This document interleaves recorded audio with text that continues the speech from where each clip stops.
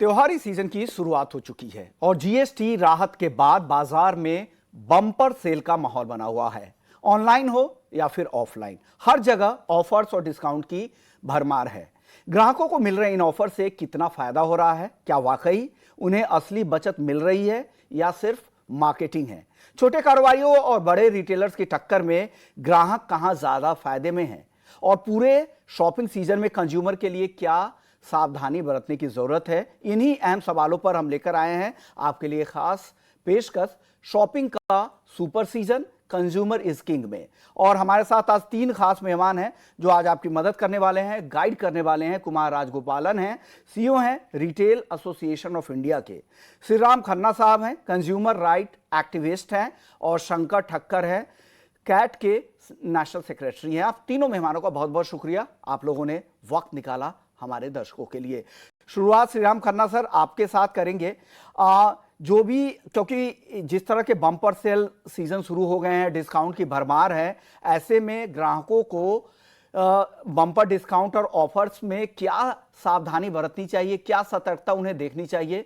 Khanna sir. जी, आप मुझसे पूछ रहे हैं ना? जी जी, आपसे मेरा सवाल था सर। देखिए, मैं आपको बताऊं, आज नवरात्रि का पहला दिन है और हिंदू समाज में इससे पहले जो 10 दिन गए हैं श्राद्धों के, उस दौरान कोई घर की चीज की खरीद नहीं होती खाने पीने के अलावा।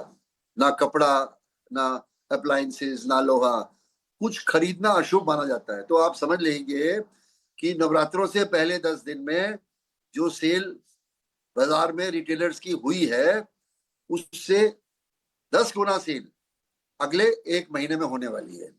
तो नवरात्रे शुरू होते ही ये जो प्रेशर है बाइंग का, वो खुल जाता है और लोग खरीदना शुरू कर देते हैं, क्योंकि हिंदू समाज में मान्यता है कि नवरात्रों के बीच में खरीदी हुई चीज शुभ मानी जाती है। और घर की साफ सफाई, रंग रोगन, फर्नीचर, खाने का सामान, मिठाइयाँ, गिफ्ट्स, ये सब बढ़िया टाइम है खरीदने का। और इस वर्ष तो सोने पे सुहागा हुआ है कि जो सरकार ने जीएसटी पे छूट दी है वो भी आज से ही लागू है। तो जो ट्रेडिशनल बाइंग साइकिल्स है हमारी रिटेल मार्केट में, उसके ऊपर छक्का लगा दी है जीएसटी की रिडक्शन ने। इसलिए क्योंकि 5 से 10% की छूट टैक्स के कारण नीचे आ गई है, तो दाम और नीचे कम हो गए हैं। तो मैं ये मानता हूं कि ये जो आने वाला पखवाड़ा है अभी दशहरे तक और दिवाली तक, ये एक फेस्टिवल सीजन है जिसमें हिंदुस्तान के परिवार जो उन्होंने बचाया हुआ है उसको दिल खोल के खर्चेंगे और बाजार से माल खरीदेंगे जो उन्होंने रोका हुआ था अब तक। ऐसा मेरा मानना है। जी चलिए, तो यहाँ पे जमकर खरीदारी हो रही है, बम्पर डिस्काउंट का सीजन है और त्योहारी सीजन भी है और साथ ही जीएसटी उस पर आपके लिए एक, कह सकते हैं, एक डबल धमाके के तौर पर आपके लिए काम कर रहा है। कुमार राजगोपालन सर, आपसे मेरा यह सवाल होगा कि जीएसटी राहत के बाद रिटेल सेक्टर में किस तरह की बम्पर सेल देखने को मिल रही है और आगे को लेकर आप लोगों का एस्टिमेट क्या है सर? हाँ जी, नमस्कार। पहले तो सभी दर्शकों को इस नवरात्रि के उत्सव पर बहुत बहुत शुभकामनाएं। अभी तो जीएसटी का उत्सव शुरू हुआ है साथ साथ में, तो ये भी बहुत ही अच्छा हुआ है। और राम खन्ना साहब ने तो बता दिया, आपने सब जितने भी कंज्यूमर्स हैं उनकी तरफ से तो सब लोग उत्साह है कि जाकर के खरीदी करें। तो इस हिसाब से जो है हमें ये लग रहा है कि शायद ये पहली बार ऐसा होगा जहां पर कस्टमर्स अगर जाकर के खाना खरीदने के लिए कुछ आइटम्स खरीदना चाहते हैं घर के लिए, वो भी भाव कम हो गया है। अगर कुछ जूता खरीदना है उसमें भी भाव कम हो गया है। अगर किसी को टेलीविजन खरीदना है उसमें भी भाव कम हो गया है। तो इतने सारे आइटम सभी के भाव जीएसटी के वजह से कम होने की वजह से हमें ऐसा लग रहा है कि कस्टमर सब जाएंगे और खरीदी जरूर करना चाहिए और खरीदेंगे। तो अब तक जो था तकरीबन 5 से 7% जो था बढ़ाव था मार्केट में, अगर आप पिछले साल के कंपैरिजन में करेंगे तो जितना भी बिजनेस था वो अब लग रहा है कि शायद डबल डिजिट की तरफ जाएगा। हम यही चाहेंगे कि कस्टमर्स उत्साह के साथ आए और फिर जितने भी रिटेलर्स हैं और जितने भी ब्रांड्स हैं, सबने तो अपने ओर से जो जितना भी बचत हुआ है जीएसटी का वो तो पूरे के पूरे कस्टमर को पास कर दिया है, कर रहे हैं। तो इस वजह से भी जो है मुझे ऐसा लग रहा है कि मार्केट में जोर पकड़ेगा। ओके, राजगोपालन सर, एक सवाल आपसे ये भी होगा कि क्या इस बार ऑनलाइन और ऑफलाइन दोनों ही चैनल बराबरी से फायदा उठा रहे हैं या फिर कोई एक ज्यादा मजबूत है? ऐसा तो रहा नहीं है, क्योंकि अब आप देखेंगे तो कस्टमर्स जो है ऑनलाइन भी खरीदते हैं, ऑफलाइन भी खरीदते हैं। ऐसा नहीं है कि कुछ कस्टमर्स कोई ऑनलाइन में ही खरीदते हैं या ऑफलाइन में खरीदते हैं। और पिछले 1 साल से जो है ऑनलाइन और ऑफलाइन के प्राइसेस भी तकरीबन एक हो चुका है। अगर अगर कोई ऑनलाइन जाकर के पुराना माल खरीदेगा तब जाकर के उनको कुछ ज्यादा बचत मिलता है, नहीं तो नए आइटम्स में, त्योहार के स्पेशल आइटम्स में जो है भाव अक्सर अब एक ही जैसा लग चुका है। और कुछ कुछ में तो ऐसा भी हो गया है कि कस्टमर्स जब किसी को पहचानते हैं, कोई दुकान वाले को पहचानते हैं, तो डिस्काउंट कुछ ज्यादा भी मिलता है। इस वजह से हम ये समझ रहे हैं कि बहुत से रिटेलर्स भी जो है ऑनलाइन और ऑफलाइन दोनों काम कर रहे हैं। तो इसमें कोई ज्यादा अंतर नहीं रह चुका है अभी तो। ओके, शंकर ठक्कर साहब भी है हमारे साथ, सेक्रेटरी हैं कैट के। शंकर भाई, आपसे मेरा सवाल होगा कि छोटे कारोबारियों और ट्रेडर्स को जीएसटी के राहत से कितना फायदा हो रहा है, क्योंकि आपकी जो एसोसिएशन है वो छोटे कारोबारियों को ज्यादा यहाँ पे रिप्रेजेंट कर रही है, तो उनको इस राहत से कितना फायदा हो रहा है? हाँ, सबसे पहले तो सभी को शारदीय नवरात्र की बहुत बहुत शुभकामनाएं देता हूँ आपके सभी दर्शकों को। इस बार त्योहार और साथ में जीएसटी के बम्पर डिस्काउंट, ये दोनों का मेल एकदम पूरे देश में वातावरण बना रहा है और बहुत बम्पर खरीदी होने वाली है। इसका बहुत बड़ा लाभ मेरा मानना है जो परंपरागत दुकानदार जो कि हमारे संगठन के साथ जुड़े हुए हैं उनको मिलने वाला है। और सारे व्यापारी जो डिस्काउंट आगे से उनको मिल रहा है वो पूरा का पूरा जो अपने उपभोक्ता हैं उन तक पास ऑन करने के लिए एकदम तत्पर है और आज से शुरुआत भी हो चुकी है।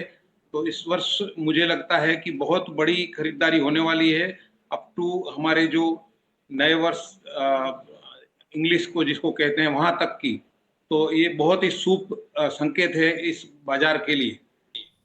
ओके, बिल्कुल शुभ संकेत है। और इस तरह की राहत नवरात्रि के मौके पे, और एक बम्पर सीजन भी होता है शॉपिंग के लिहाज से, क्योंकि दशहरे के दौरान, दिवाली, धनतेरस के दौरान काफ़ी ज़्यादा लोग खरीदारी करते भी हैं, और उसकी शुरुआत में ही अगर इस तरह की राहत दी जाए तो डेफिनेटली एक बोनांजा के तौर पर इसे देख सकते हैं। श्री राम खन्ना सर, जब इस तरह के सेल सीजन होते हैं तो ग्राहकों को किस तरह से तैयार करना, क्योंकि हमारे इस शो का मकसद यही है कि ग्राहक यहाँ पर ज़्यादा से ज़्यादा अलर्ट रहे, सावधान रहे, सतर्क रहे, ये भी हमारी कोशिश है।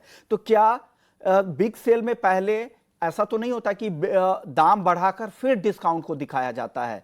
इस पर कंज्यूमर्स को कैसे अलर्ट रहना चाहिए? श्री राम खन्ना सर, कैसे गाइड करेंगे आप उनको? देखिए, ऐसा है, मुझे आज तक ऐसा कोई कंज्यूमर नहीं मिला अपनी जिंदगी में जो एक अपने मनपसंद चीज को ज्यादा दाम देके खरीदना चाहे।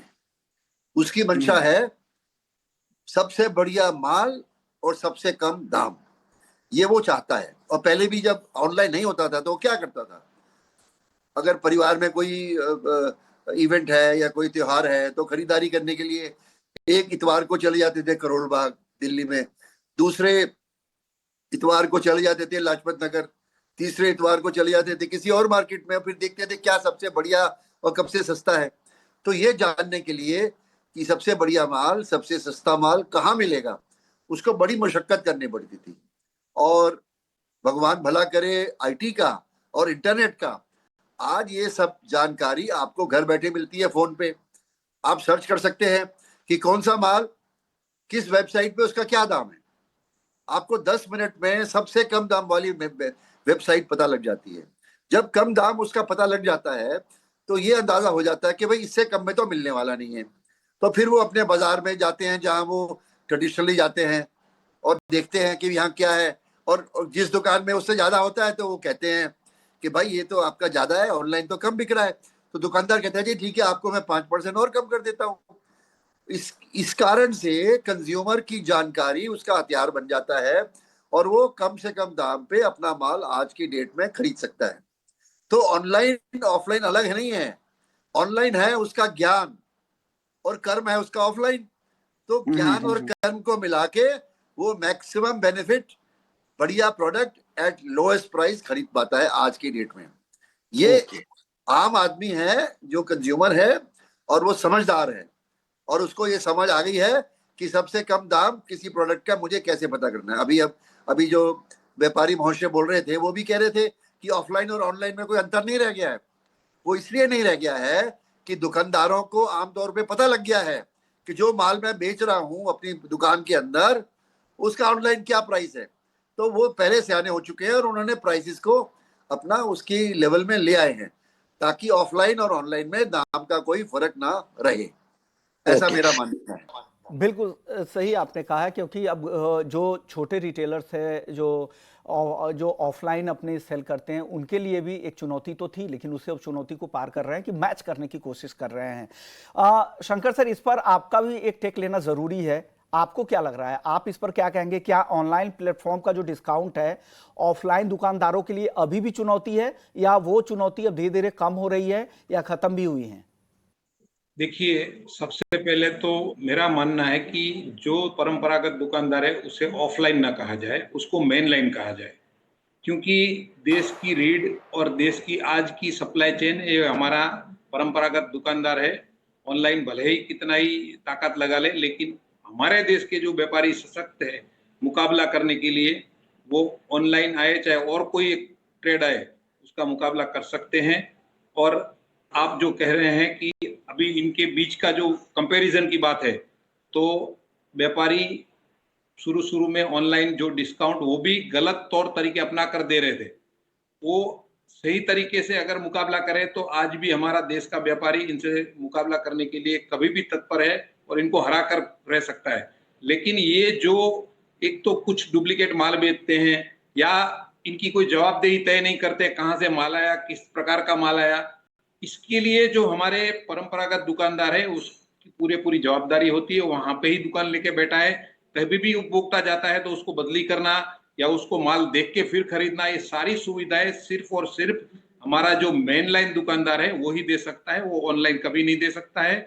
इसके लिए भारत की जो जनता है वो काफी समझदार है। शुरू में उन्होंने भी ऑनलाइन को ज्यादा आजमाइश किया, फिर धीरे धीरे उन्हें समझ में आने लगा कि यहाँ पर तो बहुत सारी धांधलियां हैं, इससे दूर रहना है। तो हमारा परंपरागत जो गली का दुकानदार है जो रात को 12 बजे भी आपको सामान उपलब्ध करा सकता है और आपकी जिंदगी में कोई भी तकलीफ हो उस वक्त भी वही खड़ा रहता है।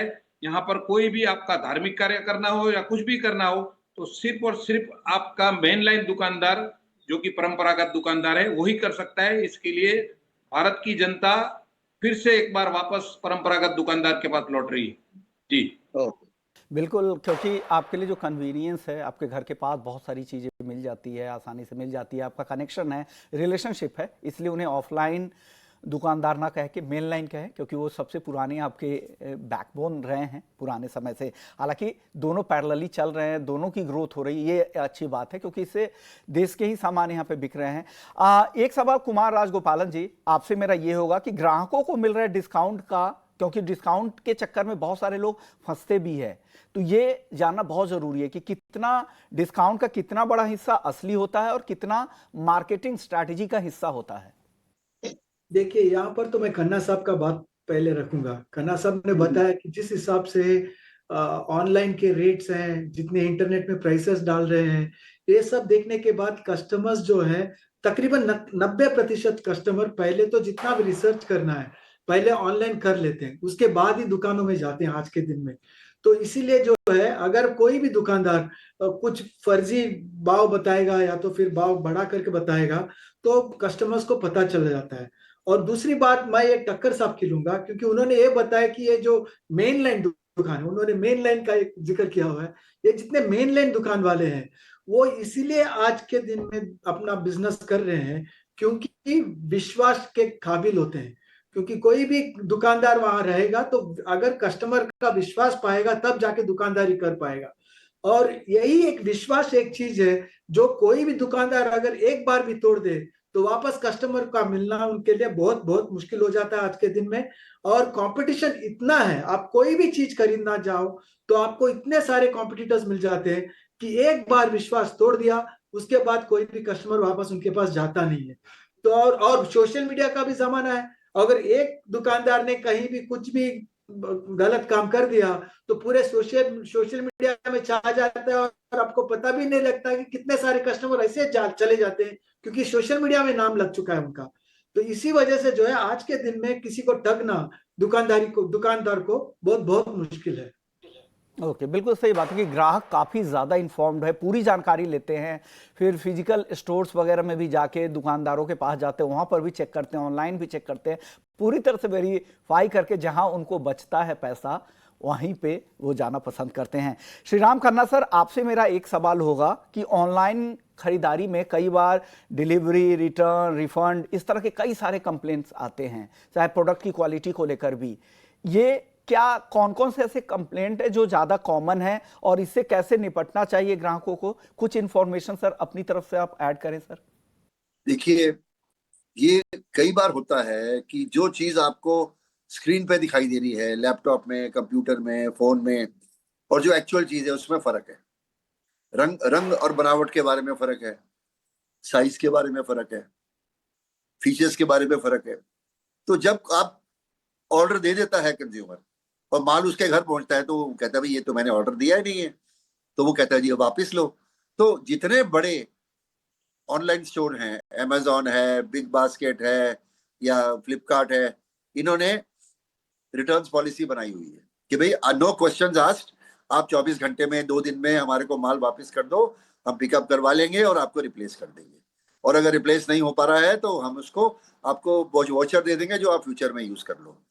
तो आज की डेट में जितने बड़े ऑनलाइन व्यापारी हैं वो सब ऑनलाइन रिटर्न कर रहे हैं, और इसलिए जितने प्रॉब्लम 1-2 साल पहले आया करते थे वो अब कम हो गए हैं, परंतु अभी भी हैं, ऐसा नहीं है कि नहीं है। कई छोटे व्यापारी हैं जिनके यहाँ ये प्रॉब्लम है, जो ऑनलाइन बेच रहे हैं, और वो जब प्रॉब्लम आती है तो अपनी कन्नी काट लेते हैं। तो उस केस में तो ये होता है कि भाई उनको उनके खिलाफ शिकायत करनी पड़ती है, और सेंट्रल कंज्यूमर प्रोटेक्शन अथॉरिटी के यहाँ के पास पावर है कि उनको बुला के उनसे पूछ सके। नेशनल कंज्यूमर हेल्पलाइन पे कंप्लेंट रजिस्टर की जाती है, और अगर कोई ज्यादा प्रॉब्लम हो तो कंज्यूमर कोर्ट में मुकदमा भी किया जाता है। इसलिए मेरा ये मानना है कि जो छोटे दुकानदार हैं वो जागरूक ग्राहक से बच नहीं पाएंगे अगर वो गलत माल देने की कोशिश करेंगे या दिया हुआ माल वापस ना लेने के लिए मना करेंगे। इसलिए मैं मानता हूं कि ऑनलाइन बाइंग सेफ है, पर फिर भी मेरी ये हिदायत है कि आप यदि ऑनलाइन बाई कर रहे हो और आपने 4-5 बार एक जगह से बाई कर लिया तो आप करते रहिए, परंतु यदि आपको नई जगह जा रहे हो, नए नए वेबसाइट पे जा रहे हो, तो आप चेक करिए इसकी रिटर्न्स पॉलिसी क्या है, इसका दफ्तर क्या है, इसकी हेल्पलाइन का फोन नंबर क्या है, और जरूरत पड़े तो टेलीफोन नंबर मिला के पूछो अभी कौन बोल रहा है, आप कहाँ से बोल रहे हैं, मेरे को प्रॉब्लम होगी तो क्या आप मेरी सुनवाई करोगे। उनकी ईमेल आईडी उस पर ईमेल करें। तो ये खोजबीन करने के बाद नई वेबसाइट के ऊपर अपना माल खरीदना चाहिए, ऐसी मेरी गाइडेंस है कंज्यूमर की बेटर प्रोटेक्शन के लिए। जी धन्यवाद। ओके सर, एक सवाल और होगा खन्ना जी, क्या जो मौजूदा जो कंज्यूमर प्रोटेक्शन लॉ है आजकल के ई कॉमर्स और डिस्काउंट वाले दौर में, क्या ये पर्याप्त है कि इसे और भी स्ट्रेंथन करने की जरूरत है? देखिए, लॉ तो है परंतु उसकी इम्प्लीमेंटेशन में कमियां हैं। Central consumer protection authority regulation बना रही है जो बाइंडिंग है। ई कॉमर्स के लिए उन्होंने रेगुलेशंस बनाए हैं, और यदि उसका वायलेशन होता है तो शिकायत की जाती है। परंतु सेंट्रल कंज्यूमर प्रोटेक्शन अथॉरिटी जो है, जिसकी ब्रांचेस, जिसके रीजनल ऑफिस हर देश के हर जगह होने चाहिए, आज की डेट में वो केवल केंद्रीय मंत्रालय के दफ्तर के अंदर स्थित है। तो मेरा ये मानना है कि कृषि भवन के अंदर बैठ के आप देश भर के जो अनियमितताएं हैं व्यापारियों द्वारा की गई उनको रेगुलेट नहीं कर सकते। आपको एक फुल टाइम नियामक बनाना पड़ेगा, जिसके फुल टाइम कमिश्नर हो, चीफ कमिश्नर हो, उनके पास सपोर्ट स्टाफ हो, उनके पास लीगल कार्रवाई करने के लिए लोग हों, ताकि बड़े संख्या में जो शिकायतें आती हैं उनका निपटान हो सके और बाजार में उसका डर रहे। आज की डेट में बाजार में उसका डर नहीं है। ई कॉमर्स रेगुलेशन बने हैं परंतु ज्यादातर वायलेट हो रहे हैं, और उन पे कार्रवाई करने के लिए जो सुविधाएं हैं वो पर्याप्त नहीं है। तो हमने अपने कंज्यूमर वॉइस की तरफ से केंद्रीय मंत्री जी जो हैं उपभोक्ता मंत्रालय में, उनको निवेदन किया है कि आप सेंट्रल कंज्यूमर प्रोटेक्शन अथॉरिटी को उसी प्रकार बनाइए जैसा कानून में उसका प्रावधान है। फुल टाइम अथॉरिटी होनी चाहिए, उसमें फुल टाइम कमिश्नर होने चाहिए, चीफ कमिश्नर होने चाहिए, उनके पास बजट होनी चाहिए, उनके पास स्टाफ होना चाहिए, प्रोसिक्यूशन का, इंक्वायरी का, एविडेंस का। वो सारा तामझाम जब होगा तभी बाजार में डर बैठेगा। आज की डेट में वो व्यापारी कहता है जी किसने आना है मेरे पास, मैं तो नहीं कुछ करता, फिर आप कंज्यूमर कचहरी में धक्के खाते रहिए। दिल्ली की कंज्यूमर कचहरी में आज कंप्लेन करेंगे तो 3 से 4 साल लग जाएंगे आपको मुकदमा लड़ते हुए, और मुफ्त में नहीं होगा, उसमें खर्चा करना पड़ेगा, वकील रखना पड़ेगा। यदि स्वयं भी जाओगे तो भी आपको पैसे लगेंगे, आने जाने के पैसे लगेंगे, आपका समय लगेगा, किसी से जवाब बनाओगे उसका पैसा लगेगा।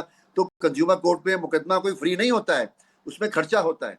इसलिए मेरी ये मानना है कि यदि हमारे उपभोक्ता मंत्रालय के मंत्री महोदय हमारी जो मांग है कि जो कानून में प्रावधान है उसको प्रॉपर तरीके से, कानून के तरीके से इम्प्लीमेंट करें, तो वो इस क्षेत्र में उसमें उपभोक्ताओं को सुविधा होगी, अन्यथा उनको प्रॉब्लम आती रहेगी। बिल्कुल सही कहा आपने। और शंकर ठक्कर सर, एक और चीज आपसे पूछेंगे, क्योंकि आप लगातार जो मेनलाइन दुकानदार की बात कर रहे हैं, उसमें क्या आपको लग रहा है कि सरकार को ऑनलाइन और ऑफलाइन मार्केट के बीच में बैलेंस बनाने के लिए कुछ ठोस कदम उठाना चाहिए? और दूसरा सवाल एक और मैं यहाँ पे जोड़ूंगा कि छोटे दुकानदारों को टिके रहने के लिए किस तरह के पॉलिसी सपोर्ट की जरूरत है? शंकर सर।